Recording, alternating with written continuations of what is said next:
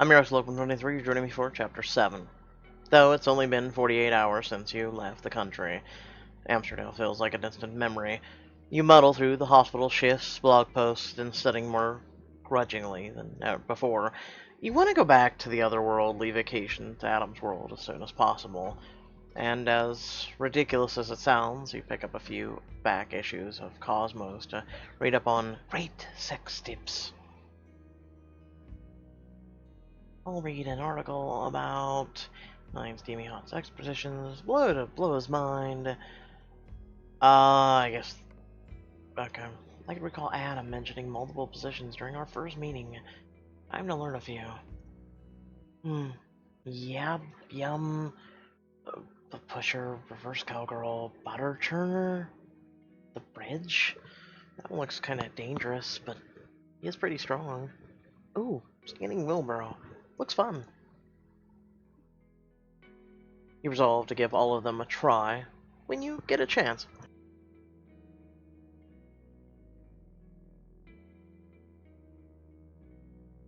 Until Amsterdam, I'd never been concerned about pleasing a partner, or having one. But now, I need to make him feel as good as he'd made me feel in those brief moments. 2 days before the dinner party, a box arrives from the Netherlands. You open it and gasp. Inside are all 3 gowns from the wardrobe in Amsterdam. Lace silk bra and panties, and a card. It only says, wear one of these Friday. I picked the white gown. It's a bit more feminine than used to, which is perfect. Panties first, then makeup. I'm able to manage the dress without Alex, thankfully. As soon as you slide the heels on, the effect is immediate. My posture is straight. I can't help but feel more elegant when I wear it. Not only will Adam not be able to keep his eyes off me, but I feel confident I'll fit in. And I look every inch the part of a dinner date. And afterwards, it'll be a night to remember. Alex comes to the rescue, as promised, to help you work your hair into submission. Okay, so what's your plan for tonight with your yummy millionaire of yours? I don't know. I've never been to a dinner party like this before.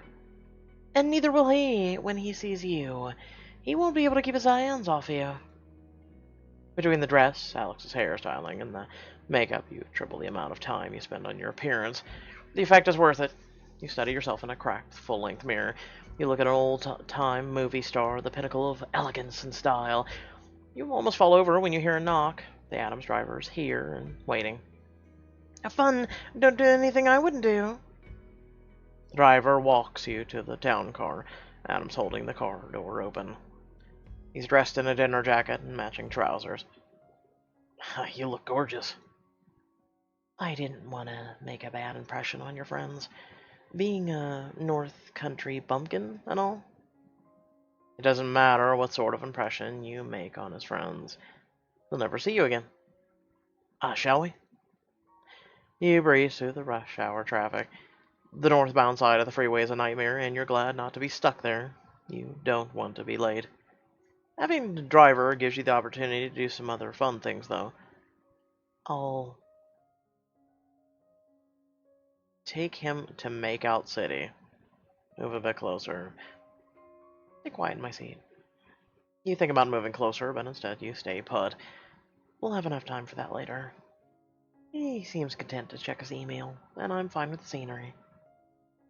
His phone rings, and he gets another business call. Unlucky. He's very careful about using code words and things like Project Phoenix when he's talking about DE secrets. I wish I knew about what those meant. I feel like Alex, but with juicy DE gossip. You draw close to the last exit on the freeway, and his call ends. Are we close to your house?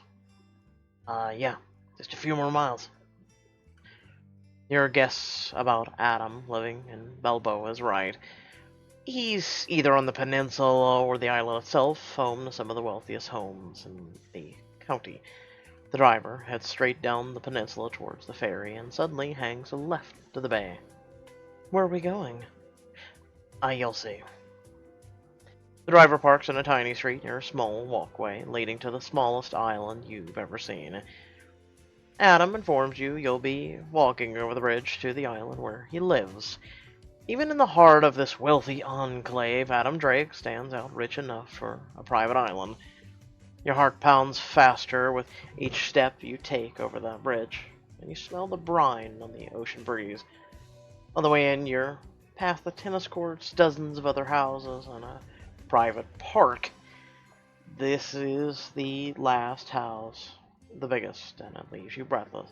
It even has its own lawn and beach. How did he get this far? Why did he work so hard without having the time to enjoy all of it? And more importantly, why not find someone to share all this with? Maybe he saw no need for it. It can't be for the lack of women wanting him. He's rich and, in your opinion, ridiculously hot, so why? Let me give you a brief tour. Not the full one. That'd take an hour. Somehow I don't think you're joking about that. The house is arranged around a wide central hall, with rooms off to the sides and a mezzanine here above. It's as if you stepped into another dream. If I lived here with my own beach and bay, I'd never hop on a plane to Amsterdam or anywhere. You'd be grateful for this. Your own slice of paradise, and be worried it'd vanish while you were gone. I still can't get over the fact that you've got your own private beach. And after dinner, maybe we can enjoy it alone. But won't we be on a yacht by then? About that.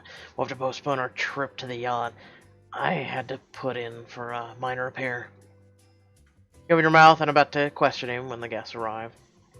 There are 6 in all. One of the couples is considerably older than Adam, in their 30s and 40s. One of the men is Adam's lawyer. He recognizes me and gives Adam a strange look.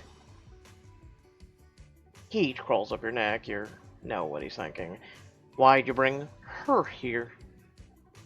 And if you brought me to this one, who's his normal +1? The others blend together in a blur. One is Adam's CFO with a +1 who's practically a supermodel. She's very kind, though. Compliments you on your dress. And this is Lindsay. And Bo Walker. Lindsay's a friend of mine from way back. Always a pleasure, Adam. She kisses him on both cheeks, then gives you a very dismissive glance. That, of course, is when you notice her much older husband oogling you from head to toe. He's looking as if at me as if I'm a steak, and he's 4 weeks into a hunger strike. And that's not the worst of it. The unfortunate part is that all these people are so boring. You have nothing in common with them. Making things worse, Lindsay switched the placements. She did it right in front of me, too. Just leave them where they are. Who gives a shit? You leave them the way they are. I don't want to cause a scene or invoke Lindsay's wrath. You already feel like too much of an outsider here, and you don't want any more trouble. You're stuck between a financier and Adam's lawyer for the rest of the dinner, thinking about the deal. Meanwhile, Lindsay snuggles up to Adam, and you don't realize how jealous it's actually making you feel. Watching the way she leans into him, her body language, you think they must have a history. She touches him like she's done it 1,000 times before, like a lover. It's irritating to see her move in on him, like she wants to stake her claim. Thankfully, the guests linger for only an hour or so past dinner. Lindsay is the last to leave. Adam, darling, thank you so much for having us. She gives me the glare again. Lady, relax. You've got nothing to worry about. One screw, I'm out of his life, and you can have him to yourself. Of course, Lindsay. It's good to see you. I should feel more removed from it. I'm still a bit irritated.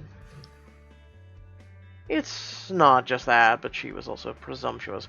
But Adam was totally fine with it.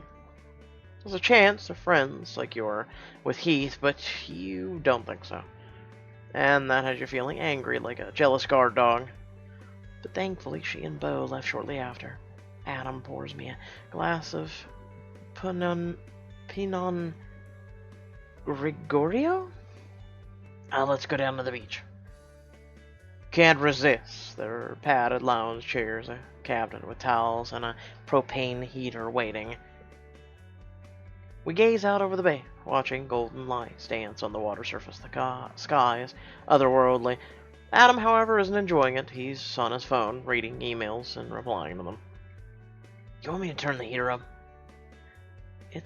I've got a better idea to keep warm.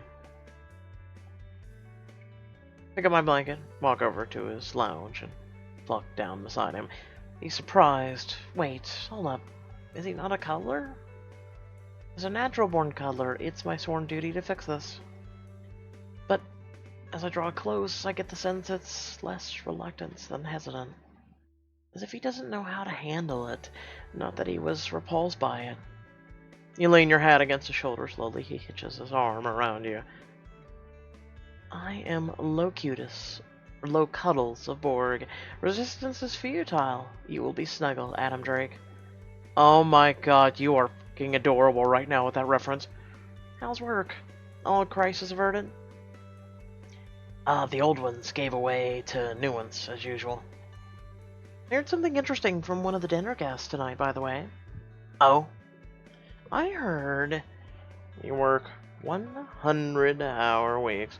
Bought a ticket to space. You've dated supermodels. Yeah, let's try. You bought a ticket to space. Google says you bought a ticket to space. True. Cost me several million, and it was worth every penny. What was it like? You know, space itself. Amazingly beautiful, and in a way humbling. I've built an empire, I've earned this house, and yet up there, it felt insignificant. It's the second most beautiful thing I've seen. The way he looks at you makes you blush. It's not hard to guess what he says the first is. My big question is, why have all this if you can't enjoy it, or don't? I've been preparing myself for it. Probably why I've never bothered with a personal life. We have something in common, then. His phone chirps, he picks it up and types one-handed. Don't you ever turn that thing off? If you give me enough of an incentive. I'm sure I can think of something. Brings a gentle hand up to your hair, but doesn't wrap his fingers in it. I like your hairstyle this way, but I love it the way you normally wear it. You can take the pins out, but good luck with it. My landlady used a whole bottle of hairspray. Hairspray rubber cement. I didn't do it to overdo it because you thought you had to impress me or my friends. You shrug and let him think that's the reason. You don't want a repeat of the balcony freakout in Amsterdam. I know it's silly, but I really did want to impress your friends. I don't think I did. On the contrary, several of them were quite taken with you. I don't think Lindsay Walker was. I wouldn't worry about that. What does that mean? Don't bother, you'll be gone soon enough, or don't worry, she's old history. You don't ask. So, with no yacht here, I guess that puts a damper on our evening? His head dips down and his mouth is close to your neck. You want nothing more than for him to kiss you again, but he tilts his head away. Then he kisses your hair, just below your temple. You smell amazing, but we can't be together tonight. Judging by the bulge of his erection pressing into the small of your back, you beg to differ. You angle your head to bare your neck, his mouth sinks to the nape, and he kisses you. It won't be denied, but your body doesn't know any better. It wants what it wants. His phone rings again, and he picks it up while he's sucking on your neck. Can't you turn that damn thing off? Are you willing to make it worth my while? Maybe. Trimo's phone is going off again. Is he going to pick it up again? Can it wait? There are other ways of enjoying ourselves, you know. He powers his phone down. Really? Tell me what you want. I want you.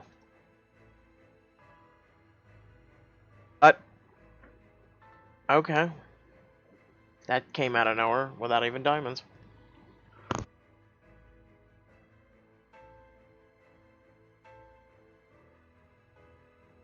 Something about those words makes him snap. He flips you in his arms so you face each other. You straddle him as his mouth presses to yours in a ferocious kiss. His hands wander up your skirt. Mia, I want you to. Mouths come together in a tangled abandon. His hands caress your inner thigh. It goes higher and higher until it rests against your panties. He then strokes you there. Your mind seems to unhinge for a moment and everything swirls. You're soaking wet. Without another word, a finger hooks up over your hip of your underwear and he yanks. The panties are off.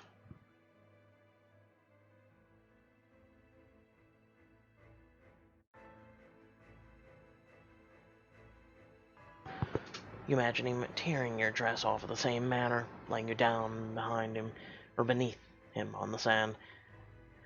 You're making it impossible to resist you.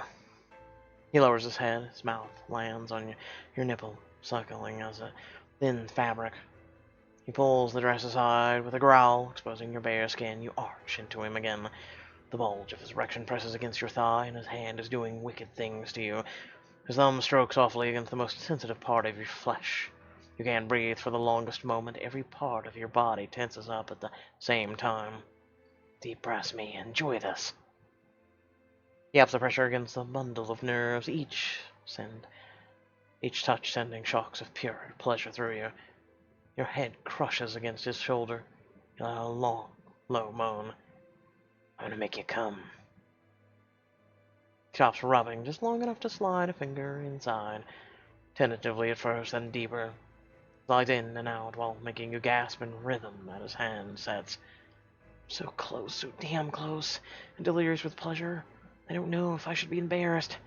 I'm gonna... He doesn't reply. He just speeds up the rhythm of his touch, enough to push you up and over the top.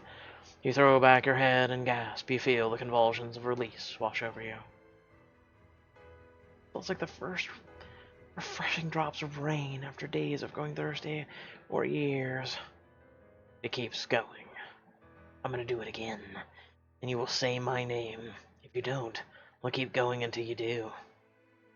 Pleasure and so intense it hurts.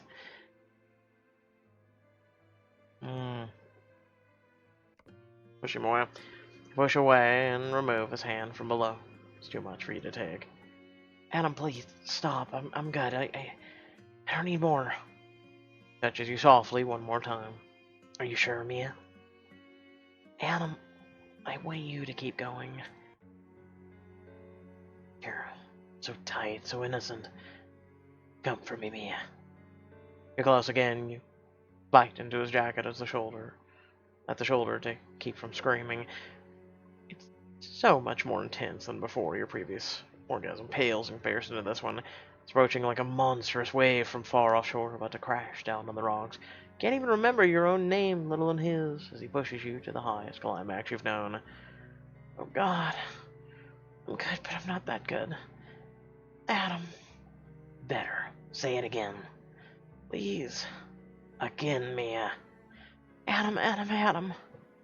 Just as you feel the crest of release take hold, he lowers his head and sinks his teeth into your rear lobe.